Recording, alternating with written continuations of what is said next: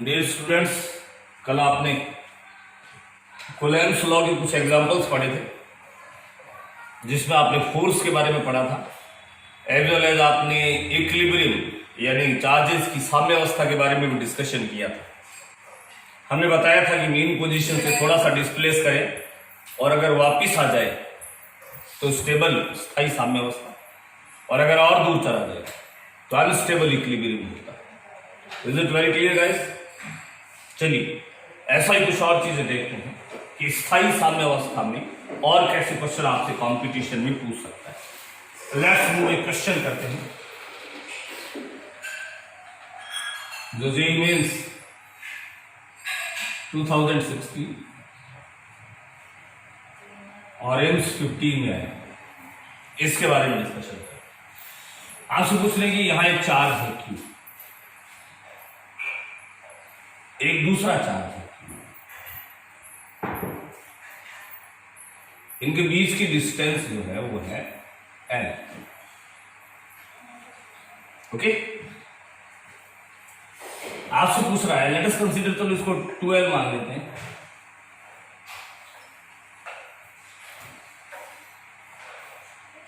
इसके बीच में एक स्मॉल क्यू आवेश पड़ा है और इसका मास है m।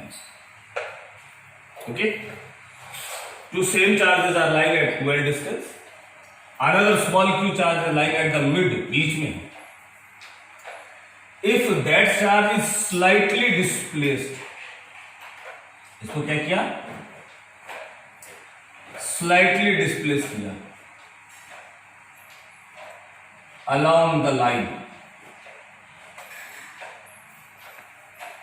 तो फिर क्या होगा वो देखते हैं। पहले देखते हैं क्या होगा। अभी तो देखिए ये साम्यावस्था में है, इक्विलिब्रियम में, क्योंकि ये इसको रिपेल करेगा, ये इसको रिपेल करेगा, जितना फोर्स ये लगाएगा उतना ये फोर्स लगाएगा। मान लीजिए कि आपने इस चार्ज को, कौन से वाले को, बीच वाले चार्ज को, ये 2L है तो ये L और L है, इसको आपने x डिस्प्लेस कर दिया, तो ये डिस्टेंस तो थी पहले L और ये भी L थी। अब ये डिस्टेंस कितनी हो जाएगी? L माइनस एक्स, और ये वाली डिस्टेंस कितनी हो जाएगी? L plus x. डिस्प्लेस कितना किया आपने? x। इस क्यू को यहां, अभी भी दोनों का फोर्स सेम रहेगा क्या? इस पे नहीं रहेगा। तो किसका फोर्स ज्यादा रहेगा? डिस्टेंस की इनवर्सली प्रोपोर्शनल होता है, सो दैट्स व्हाई जिस चार्ज का डिस्टेंस कम है उसका फोर्स ज्यादा डोमिनेट रहेगा। तो इस पर इन दोनों का कंपैरिजन करें तो इसके कंपैरेटिव इस चार्ज का फोर्स इस पे ज्यादा रहेगा, क्योंकि ये पास है। एम आई राइट? ओके, तो ये क्या करेगा? इसको रिपेल करेगा, तो ये वापिस जाएगा। वापिस जाएगा तो इनर्शिया की वजह से यहां रुक नहीं पाता, थोड़ा आगे चला जाता है। तो अब यहां आ गया इसके पास, अब इसका फोर्स डोमिनेट हो जाएगा, तो फिर ये फिर वापिस इसको रिपेल करेगा। इसका मतलब अगर आप इसको मीन पोजीशन के अलोंग, इसको मीन पोजीशन बोलते हैं, इसको थोड़ा सा इस एक्सियल लाइन पे डिस्प्लेस करोगे तो ये वाला जो चार्ज है इस मीन पोजीशन के अलोंग ऑसिलेशन करेगा। अभी क्वेश्चन कंप्लीट नहीं हुआ तो क्वेश्चन पूछा गया, आंसर के बाद की बात, तो पूछेगा कि if that small Q charge is small displaced along this line, थोड़ा सा इसको यहां पे विस्थापित कर दे तो इसके ऑसिलेशन का टाइम पीरियड कैलकुलेट करो। याद करो एसएचएम और वेव में टाइम पीरियड नाम का वर्ड सुना था, तो इसका टाइम पीरियड आपको कैलकुलेट करना है।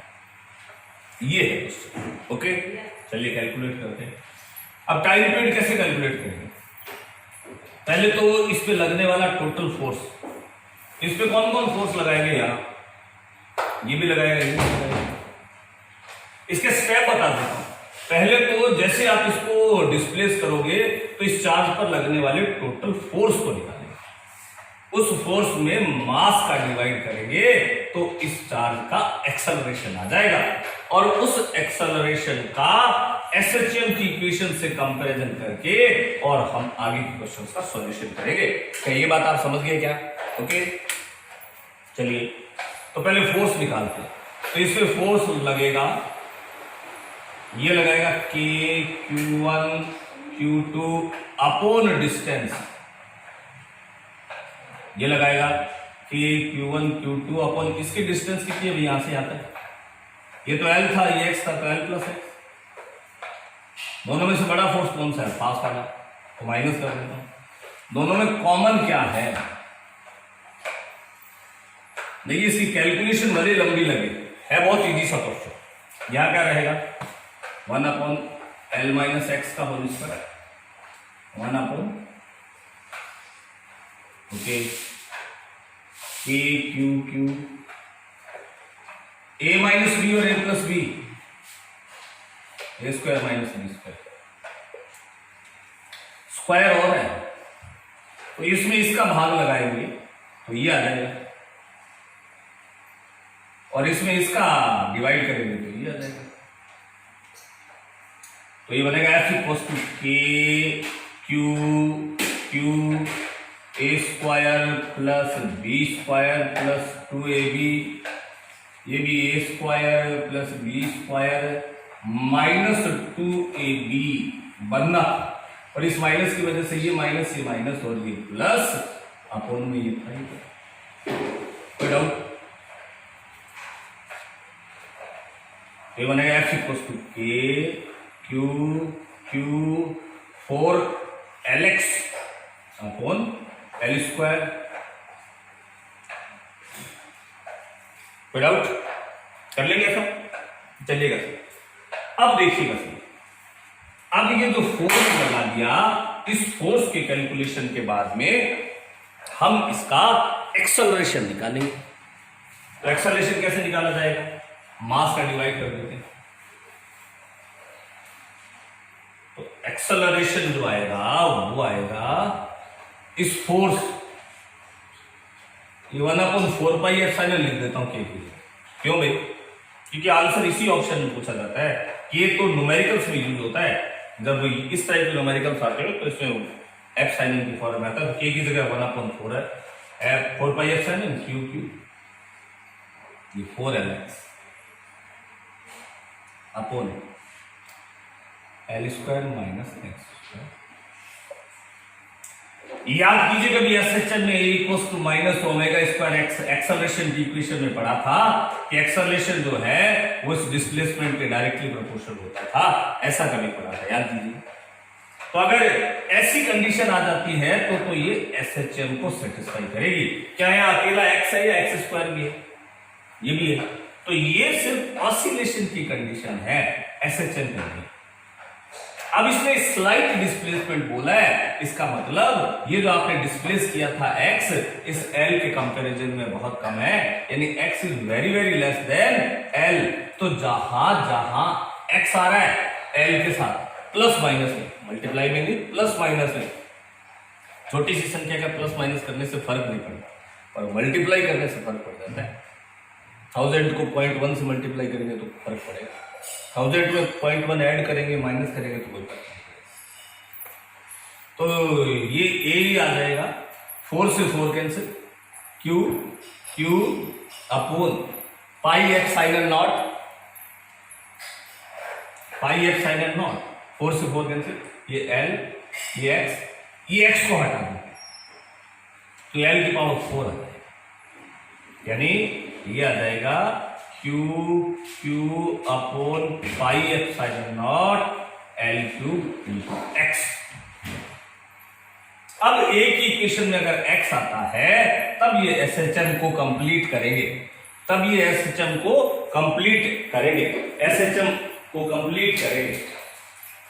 एसएचएम की इक्वेशन को पूरा सेटिस्फाई करेंगे क्योंकि x आ जाता है। अगर याद रखिएगा सर यह क्वेश्चन को, अगर ये स्लाइट डिस्प्लेसमेंट नहीं बोलता तो आप ये नहीं कर पाते तो यहाँ x क्लियर x नहीं आता, ये x भी आता तो आप सिर्फ उसको बोलते कि this is only oscillatory motion, ये सिर्फ दोलनी गति है। पूछ लेता है कि बताइए एसएचएम है या ऑसिलेटरी है, तो यहाँ सिर्फ ऑसिलेटरी बोलते। याद करो वेग में सर ने पढ़ाया ऑसिलेटरी और एसएचएम में डिफरेंस। अब अगर ये स्मॉल वर्ड इसीलिए दिया था कि आप इसको नेग्लिजिबल करके और एसएचएम में आपके और एक्स होना चाहिए एक्सेलरेशन की इक्वेशन, बस फिर अब कंपैरिजन कर लेते हैं, इधर ए है, इधर भी है, इधर भी एक्स है, इधर भी एक्स। माइनस का तो मतलब ये है कि अगर आप इसको इधर खिसकाओगे तो इधर चला जाएगा रिपल्शन की वजह से, इधर खिसकाओगे तो इधर चला जाएगा, ये माइनस होता है मीन पोजीशन के अलोंग हो। तो अब इसका मतलब ए की इक्वेशन में एक्स के साथ जो चिपकेला है वो ओमेगा स्क्वायर है, ए की इक्वेशन में एक्स के साथ जो चिपकेला है वो ओमेगा स्क्वायर है, यानी यहां पे ओमेगा जो होगा वो Q Q upon pi epsilon naught L cube होगा। टाइम पीरियड आप जानते हैं 2 पाई अपॉन ओमेगा होता है, इसको उल्टा कर देता हूं, pi epsilon L cube upon.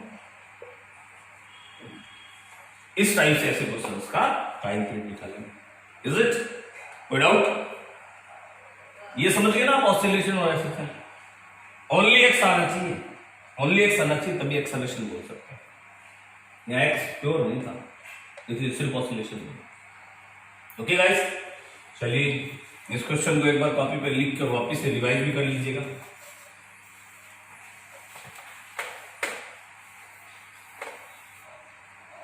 चलिए आज एक और एग्जांपल ले लेते हैं। ये क्यू चार्ज है, ये क्यू चार्ज है, ये डिस्टेंस है 2l, ये भी l हो गया, एक माइनस क्यू चार्ज है यहां पे x। तो ये इसको अट्रैक्ट करेगा, ये भी इसको अट्रैक्ट करेगा, इधर और इधर की बजाय रिजल्टेंट किधर जाएगा? इधर, पर इनर्शिया की वजह से रुक नहीं पाएगा, यहां जाएगा। अब ये भी अट्रैक्ट करेगा, ये भी अट्रैक्ट करेगा, फिर वापस लौट आएगा। इसका मतलब क्या हुआ कि ये इस मीन पोजीशन के अलोंग ऑसिलेशन करेगा। आपसे पूछेगा कि बताइए एसएचएम है या सिंपल ऑसिलेशन? तो आप देखेंगे कि जब इस चार्ज पर लगने वाले फोर्स को हम कैलकुलेट करेंगे तो फोर्स ये F है, ये भी F है, क्योंकि सेम डिस्टेंस है, सेम चार्जेस हैं, तो F और F 2F नहीं आएगा। इनके कंपोनेंट करेंगे, कंपोनेंट में कुछ कंपोनेंट कैंसिल आउट हो गए तो या तो कॉस वाले बचेंगे या साइन वाले बचेंगे। तो जब इस राइट एंगल ट्राइंगल से कॉस और साइन की वैल्यू लिखूंगा बेस अपॉन हाइपो या परपेंडिकुलर अपॉन हाइपो, तो उसमें क्लियर एक्स नहीं आएगा, उसमें यह हाइपोटेनियस भी आएगा, क्लियर एक्स नहीं आएगा। इसलिए ये ऑसिलेटरी मोशन होगा एसएचएम। और अगर एक्स को स्मॉल दे दे फिर ये एसएचएम बन सकता है। क्या ये बात समझ गए क्या आप? कोई डाउट? चलिए आगे करते हैं। किस टाइप के क्वेश्चन और पूछे?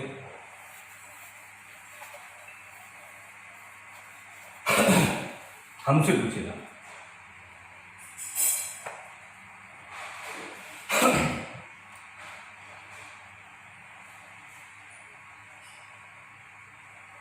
हम तुम चोरी से बंधे एक डोरी से, यानी स्ट्रिंग वाले क्वेश्चन पूछेगा।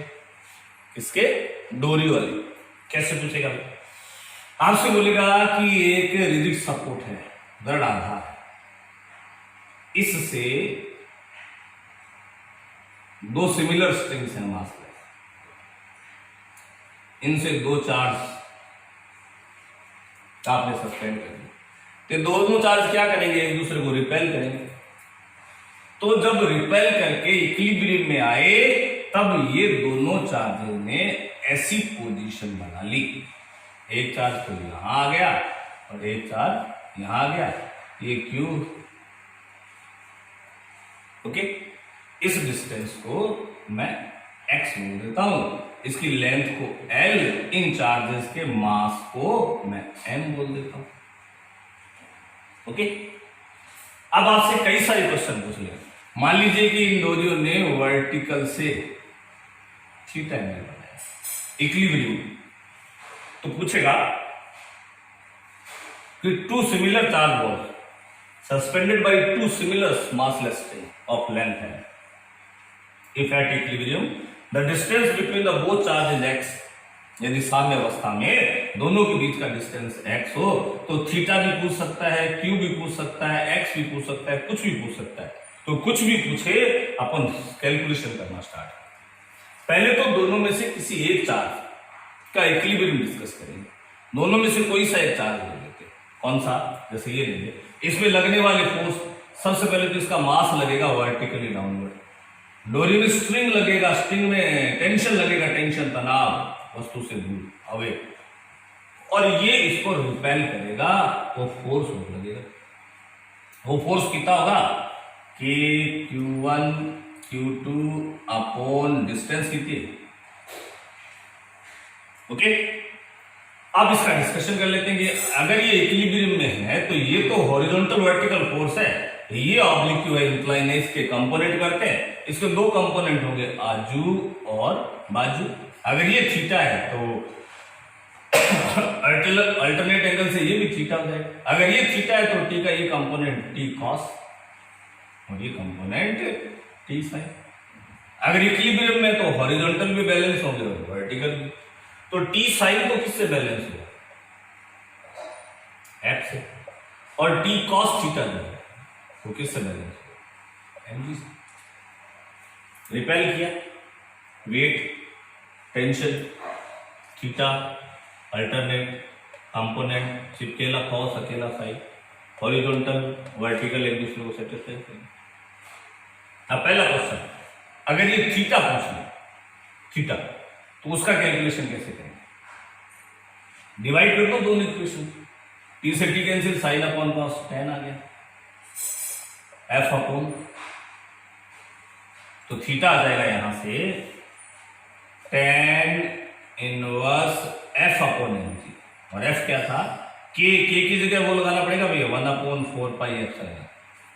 ऑप्शन इसी फॉर्म में दिया, Q1 Q2 upon x square, ये थीटा आ जाएगा। बोलिए, टेंशन पूछ ले, दोनों इक्वेशन का स्क्वायर करके सम करते हैं, स्क्वायर करके सम। इसका स्क्वायर आएगा T square sine square theta, इसका आएगा टी स्क्वायर कॉस स्क्वायर, उधर भी कर देते हैं, एच स्क्वायर प्लस, दोनों का कॉमन लेंगे, T square sine square plus cos square 1 हो जाएगा। क्या बनेगा? एच स्क्वायर प्लस, तो टी आ जाएगा एच स्क्वायर प्लस एफ, क्या आएगा? वही के Q2 कर लेंगे। कई बार x पूछ लेता है, x यानी x दिया नहीं होता तो फिर थीटा दिया होगा। आप इस छोटे से राइट एंगल ट्राइंगल को देखिए, इस वाले, ये L, ये थीटा है, ये डिस्टेंस है x/2, ये x था, तो इक्विलिब्रियम में ये इक्वल है तो डिस्टेंस भी इक्वल होगी x/2। यहां से साइन थीटा कितना होगा? साइन थीटा होता है परपेंडिकुलर अपॉन हाइपो, लंब अपॉन कर्व। थीटा के सामने होता है परपेंडिकुलर, x/2 और हाइपो है। अगर थीटा छोटा होता है तो याद रखिए साइन और टेन को इक्वल कर सकते हैं। अगर थीटा स्मॉल दिया होगा, थीटा स्मॉल डिस्प्लेस किया, स्मॉल ही रहेगा थीटा। साइन थीटा और टेन थीटा इक्वल होते हैं, तो टेन थीटा किसके इक्वल था? एफ अपॉन एम जी, और साइन थीटा किसके इक्वल था? X upon 12। एफ था के Q1 Q2 upon x square, और ये था x अपॉन 12। तो यहां से बनेगा x³, ये 2 से 4 कैंसिल हो जाएगा, l इधर चला जाएगा, q² है। तो ये x के साथ जो आएंगे वो नीचे चल जाएंगे, अपॉन 2 पाई एप्सिलॉन, x की वैल्यू आ जाएगी इसकी पावर 1/3। तो इन तीनों में से कोई सी भी चीज आपसे पूछ सकता है, यानी या तो टेंशन पूछेगा, या थीटा पूछेगा, या एक्स पूछेगा, कोई सी भी चीज आपसे पूछे, आपको तो ये डायग्राम और ये दो मेन इक्वेशन है, ये ध्यान में रखनी है। थीटा अगर स्मॉल होता है तो साइन थीटा और टेन थीटा इक्वल होते हैं। ये वाला डायग्राम ये वाला है, ये x/2 और ये l। कोई डाउट? ऐसे क्वेश्चन आए तो कर लेंगे क्या? Got it? चलिए, और कैसे पूछ सकता है वो भी देख लेते हैं। सारे question previous JEE as well as AIIMS में आए हुए हैं, सारे जो भी आज कर रहे हैं, इसलिए इनको ढंग से देख लीजिए।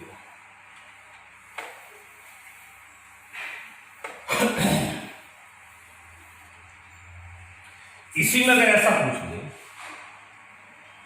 ये डोरियां थी, इसका चार्ज Q1 बोल दे और इसका चार्ज Q2, इसका मास M2 और इसका मास M1, तो क्या होगा? वही थीटा। तो यहां से टेन थीटा जो आएगा वो आएगा F अपॉन, अभी बताया था sine cos T, cancel out करेंगे भाई। ये टी था, ये थीटा था, ये टी कॉस था जिसने M1G, ये टी साइन था जिसने F को बैलेंस किया। तो अब इधर F1 लगा दिया और इधर लगा दिया टी कॉस था तो M1G। इधर tan theta two F2 upon F तो सेम होगा, F तो सेम होगा क्योंकि इसमें भी KQ1 Q2 आएगा, इसमें भी KQ1 Q2 आएगा, डिस्टेंस भी आएगी। इसका मतलब F का तो कोई रोल नहीं है। तो थीटा जो है वो M के इनवर्सली प्रोपोर्शनल होगा क्योंकि चार्ज का कोई रोल नहीं रहेगा।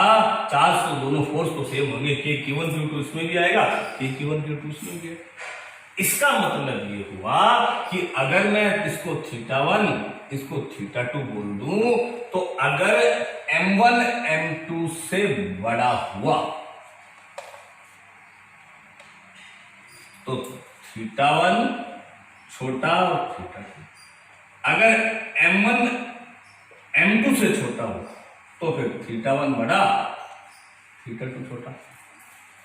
और अगर दोनों बराबर हुए जैसे अभी पढ़ के आए थे तो ये θ1 और दोनों को थीटा ही लिया था इससे पिछले वाले क्वेश्चन में। क्या ये बात समझ में आ गई?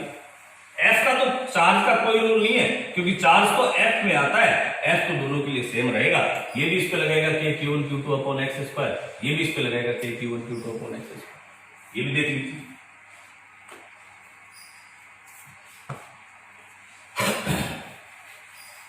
और देखिए कैसे क्वेश्चन पूछता है कोलम्ब्स लॉ में।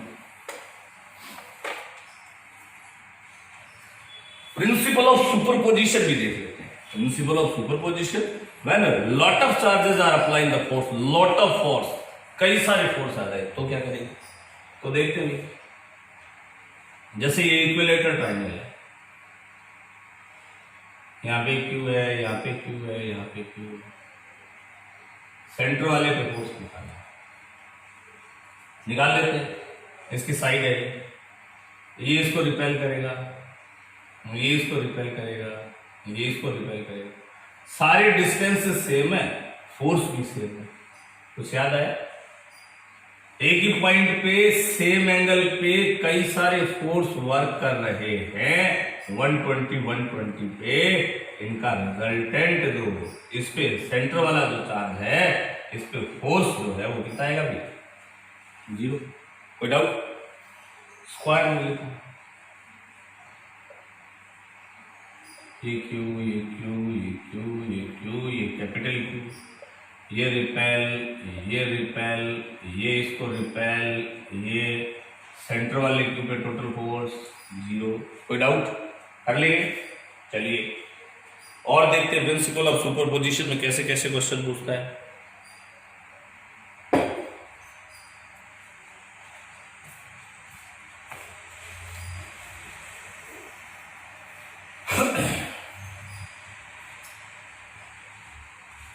आपसे पूछेगा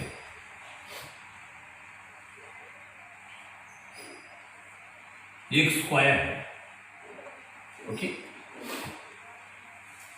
ये क्यू, ये क्यू, ये माइनस क्यू, ये माइनस क्यू, ये प्लस है। इस सेंटर वाले क्यू पे फोर्स निकाल लेते हैं, कोई बड़ा इश्यू नहीं। ये इसको रिपेल करेगा, ये इसको अट्रैक्ट करेगा, ये इसको रिपेल करेगा और ये इसको अट्रैक्ट करेगा। जितना फोर्स ये लगाएगा उतना ये, उतना ये, उतना ये, क्योंकि सेम ही चार्जेस के पेयर है और सेम ही डिस्टेंस है। ये डिस्टेंस याद है कि √2 है, होती है √2 ये √2 है, तो ये डिस्टेंस हो जाएगी √2 का हाफ, यानी ये वाली डिस्टेंस जो होगी a/√2। तो मान लीजिए कि अब इसने फोर्स लगाया इस पे F K Q1 Q2 upon distance a/√2 का स्क्वायर, a/√2 का स्क्वायर। तो अब ये F है तो ये भी F होगा, ये भी F, तो इस डायरेक्शन में कितना फोर्स हो गया 2F, इस डायरेक्शन में कितना फोर्स हो गया 2F। ये 2F और 2F 90 पे है, ये 90 का एंगल है, एक दूसरे को डायगोनल्स होते हैं वो राइट एंगल पे कट करते हैं। 90 पे जब आ जाए तो कैसे निकालते थे याद करो, √2 टाइम्स ऑफ ए सिंगल ये 2F है, तो आ जाएगा 2√2 इंटू F कितना था KQQ अपॉन a² और ये 2 भी ऊपर चला जाएगा, तो इस सेंटर वाले पे टोटल फोर्स है वो बनेगा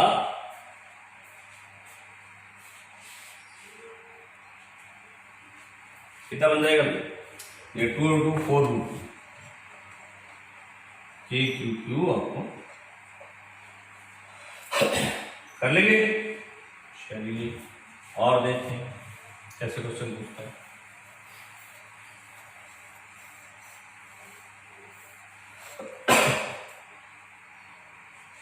आपसे पूछेगा जेई मेंस जो ये ट्रिपल होता था 2014 में का है क्वेश्चन क्या था, आपसे पूछा है कि ये स्मॉल क्यू चार्ज है, डिस्टेंस है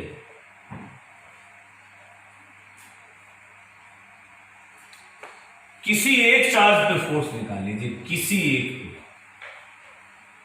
एक पे ड्यू टू रिमेनिंग 3, चाहे इस पे चाहे इस पे चाहे इस पे, किसी एक पे, तो इस पे निकाल लेते हैं। इस पे कौन सा फोर्स लगाएगा, ये लगाएगा रिपल्शन, ये रिपल्शन, ये रिपल्शन, तीनों फोर्स सेम होंगे नहीं, इसका और इसका सेम होगा, हाँ इसका डिफरेंट होगा क्योंकि डिस्टेंस में, तो इसको तो मैं F बोल देता हूं, इसके वाले को F बोल देता हूं, इसके वाले को भी F बोल देता हूं, इसके वाले को ना F' बोल देता हूं। यहां वैल्यू भी लिख देता हूं, F की वैल्यू होगी KQ1 Q2 अपॉन a² और F' की होगी KQ1 Q2 अपॉन ये वाली डिस्टेंस √2a का टोटल। अब ये वाला F और ये वाला F ये दोनों परपेंडिकुलर है, तो ये दोनों √2F बना लेंगे, कितना, और एक F' और लग रहा था इधर पहले से, तो इस चार्ज पे बाकी तीनों की वजह से टोटल फोर्स तो लगेगा वो लगेगा √2F प्लस F', F की वैल्यू थी KQ1 Q2 अपॉन a² और F' की थी KQ1 Q2 अपॉन √2 का स्क्वायर करेंगे तो 2a²। कोई डाउट? तो टोटल फोर्स कितना लग गया, टोटल फोर्स लग गया KQ² upon a² √2 plus 1/2 Newton, इतना फोर्स लगेगा। √2 कहां से आया, इन दोनों में F' को लिखना पड़ा, डिस्टेंस लगे। कोई डाउट? चलिए ये क्या है, फोर्स है, किस पे, किसी एक पे वर्टेक्स पे पड़े चार्ज पे, किसकी वजह से, बाकी किधर को लगेगा, इन दोनों का रिजल्टेंट इधर गया तो ये इधर को लगा। ओके, अब जो मैं बता रहा हूं ट्रिपल ई में जो क्वेश्चन आया था वो ये नहीं आया। वो क्वेश्चन आया था कि ये एक स्क्वायर है, इसके सारे वर्टेक्स पे क्यू चार्जेस पड़ा है, calculate the amount and nature of charge. क्या? अमाउंट एंड नेचर किसकी? Of charge. वो भी कहां पे? सेंटर पे रखा जाए। कहां पे रखा जाए? सेंटर, जिससे कि ये सारे के सारे चार्जेस हैं वो इक्विलिब्रियम में आ जाएं। सारे के सारे जो चार्जेस हैं वो इक्विलिब्रियम में आ जाएं। सारे के सारे चार्जेस हैं वो इक्विलिब्रियम में आ जाएं। ये आपका क्वेश्चन है। चलिए इसको भी देखते हैं कैसे करेंगे। तो आप देख रहे हैं, पहले तो देखते हैं इक्विलिब्रियम में क्यों नहीं है। क्योंकि इन तीनों ने जो टोटल फोर्स इस पे लगाया वो इस डायरेक्शन में है, यानी इस चार्ज की टेंडेंसी है वो आउटसाइड जाने की रहेगी। ऐसे अगर मैं इस पे कैलकुलेट करता तो ये रिपेल, ये रिपेल, ये रिपेल, ये चार्ज इधर जाता। इस पे करता तो ये तीनों इसको इधर धकेलते, इस पे करता तो ये तीनों इसको इधर धकेलते। इसका मतलब इस सिस्टम में चारों चार्ज इधर इधर जाना चाहते हैं। हमें पूछ रहा है कि इसके सेंटर पे मान लो मैंने क्यू रख दिया, सेंटर पे कौन सा चार्ज रखूं कि यही टिक जाए। तो एक चीज तो पहले पता चल गई कि क्यू कैसा होना चाहिए, नेगेटिव, तभी तो अट्रैक्ट करेगा भाई, तभी तो इधर खींचेगा। ये सारे जो इधर भेज रहे हैं, आप समझ रहे हैं क्या बात को? ओके, तो ये क्यू कैसा होना चाहिए? नेगेटिव होना चाहिए। अब ये क्यू इस पे कितना फोर्स लगा रहा है देख लेते हैं। ये फोर्स लगाएगा कि Q1 Q2, ये वाली डिस्टेंस √2 की आधी, ये बाई √2 का ये फोर्स लगा है। अगर हम चाहते हैं कि ये इसको रोक दे तो जितना ये इस पे फोर्स लगा रहा है ये इक्वल होना चाहिए किसके? जितने ये तीनों इसको धकेल रहे थे इधर, इन तीनों को मिला के। क्या ये बात समझ में आ गई? और इन तीनों का टोटल आप पहले निकाल चुके हो। तो डेफिनेटली अगर ये चार्ज इक्विलिब्रियम में आना चाहते हैं तो the force that is being exerted by this Q on this Q that should be equal to the force जो कि ये है, ये जो आपने लिख रखा था पहले, इसीलिए मैंने इसको मिटाया नहीं था। क्या ये बात आपको समझ में आ गई? Okay, got it. चलिए, ये बन गया KQ upon A² multiply by 2, ये KQ² upon A² √2 1/2 KQ A², Q जो आएगा इस Q/2 को इधर ले आया, ये √2 प्लस 1/2 और कैसा होगा? नेगेटिव। चाहो तो 2 को अंदर भी लिख सकते हो, ऐसा आएगा। कोई डाउट? कर लेंगे कैसा क्वेश्चन? कोई प्रॉब्लम? माइनस क्यों आया? ये माइनस होगा तभी इसको अट्रैक्ट करेगा, तभी ये बैलेंस होगा। ये क्वेश्चन आया था जेईई मेंस 2014 के आसपास। बोलिए, कर लेंगे। चलिए आगे और देखते हैं ऐसे क्वेश्चन।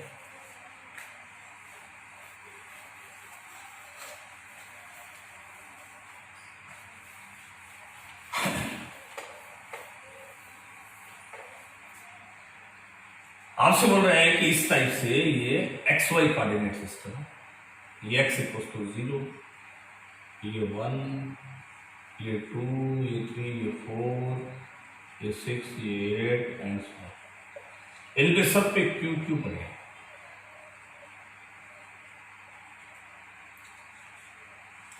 आपको जो ये ओरिजिन पे पड़ा है, O पे पड़ा है Q, इस पे फोर्स निकालना है। समझ गए? निकाल लेते हैं। इस पे कौन लगाएगा? ये रिपल्शन, ये रिपल्शन, ये रिपल्शन, ये सारी फोर्स एक ही डायरेक्शन में आएंगे। तो टोटल फोर्स जो होगा इस O पे, ये 1 वाला भी, 2 वाला भी, 4 वाला भी, 8 वाला। 1 वाला लगाएगा KQ1 Q2 अपॉन डिस्टेंस, मान लीजिए कि मीटर में दे रखिए, सेंटीमीटर में देंगे तो फिर मीटर में कन्वर्ट करेंगे, डिस्टेंस है 1 का स्क्वायर। 2 वाला K Q1 Q2 Q2 square, 4 वाला K Q1 Q2 upon common क्या है K Q1 Q2 1 4 16 64 F आएगा। याद करो ऐसा कुछ इनफाइनाइट जीपी पढ़ा था जिसका टोटल होता था A अपॉन 1 माइनस आर। याद आया क्या कुछ? A upon 1 minus R common ratio, इनका रेशियो इन दोनों का रेशियो 1/4 है। तो आएगा K Q स्क्वायर 1 अपॉन 1 में से 1 माइनस 4 गया, 1 माइनस 1 में से 1/4 माइनस करेंगे तो ये आ जाएगा 3/4। तो F जो आ जाएगा वो आ जाएगा 4/3 K की जगह 1 upon 4 pi epsilon Q square. 4 से 4 आप कैंसिल कर दो। कोई डाउट कर लेंगे क्या? ऐसे क्वेश्चन आपसे पूछेगा कूलम्ब्स लॉ। और भी आगे प्रोसीड करेंगे कूलम्ब्स लॉ के क्वेश्चंस को। आप एक बार इनका रिवीजन कर लीजिए, फिर आगे देखते हैं।